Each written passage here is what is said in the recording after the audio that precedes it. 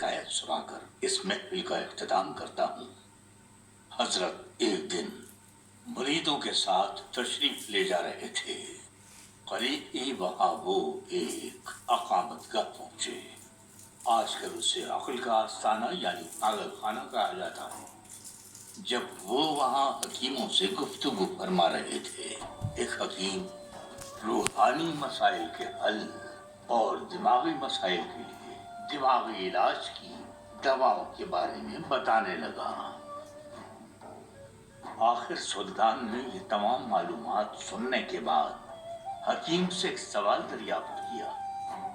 حکیم افندی، آپ نے تمام امراض کے علاج کے بارے میں بتا دیا، لیکن یہ بتائیں کہ گناہ کے مرض کا کیا علاج ہے؟ تھوڑی دیر کی خاموشی کے بعد وہاں رہنے والے لوگوں میں سے ایک رہائشی نے حکیموں کی اصطلاح میں عقل سے آری اس شخص نے نرمی سے بولنے کی اجازت طلب کی۔ اگر مجھے اجازت ہو تو میں اس کے علاج کے بارے میں بتاؤں۔ حضرت بایزید بسطامی نے عقل سے آری اس شخص کی درخواست پر اس کو اجازت دے دی۔ حکیم صاحبان بھی یہ جاننے کو بےتاب تھے کہ آخر وہ مریض کہنا کیا چاہتا ہے۔ گناہ کے مرض کا علاج یہ ہے کہ توبہ کی ایک شاخ کو استغفار کے پتے کے ساتھ ملائیے اور دل کی اوکھلی میں رکھنے کے بعد توحید کے دستے سے اس کا صفوف تیار کیجیے۔ رحم کی چھلنی سے اسے چھاننے کے بعد آنسوؤں سے اس کا پیڑا بنا کر عشق کی آتش میں اسے پکائیے۔ محبت و اخلاص کا خالص شہد ذرا سا ملا کر صبح اور شام قناعت کے چمچے سے تھوڑا تھوڑا کھائیے۔ یہ عمدہ علاج سننے کے بعد حضرت بایزید بسطامی بولے، آئے یہ دنیا آئے جو تمہیں یہاں چھوڑ کر چلی گئی، اور یہ کہا کہ تم پاگل ہو۔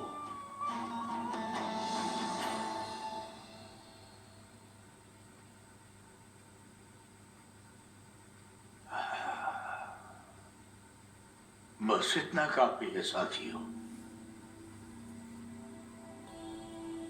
ہاں، یہ نہ سمجھیے کہ یہ ایک محض مثال ہے، یہ نسخہ بالکل درست ہے۔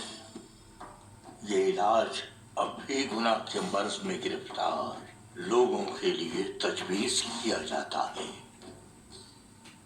یہ نسخہ اب بھی کارآمد ہے۔ آپ پوچھیں گے کہ کیسے؟ جناب حق نے توبہ کرنے والوں کو رحمت سے نواز کر بلند مرتبہ بخشنے کا وعدہ کیا ہے۔ ان میں سے الگ یہ ہے کہ گناہوں کو ثواب میں تبدیل کر دیا جائے گا۔ ایسا کیسے ہو سکتا ہے؟ یہ فکر مت کیجیے، اللہ خوشخبری سنا چکا ہے۔ کوئی احمق ہی اس میں شک کر سکتا ہے۔ اس رحیم اللہ کی رحمت اس قدر وسیع ہے۔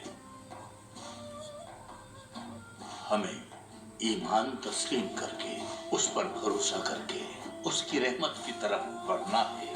اللہ جل جلالہ اپنے بندوں کے دل کے ایمان اور نیت کے مطابق معاملہ فرماتا ہے۔ اللہ کو پکارنے والے محروم نہیں رہتے۔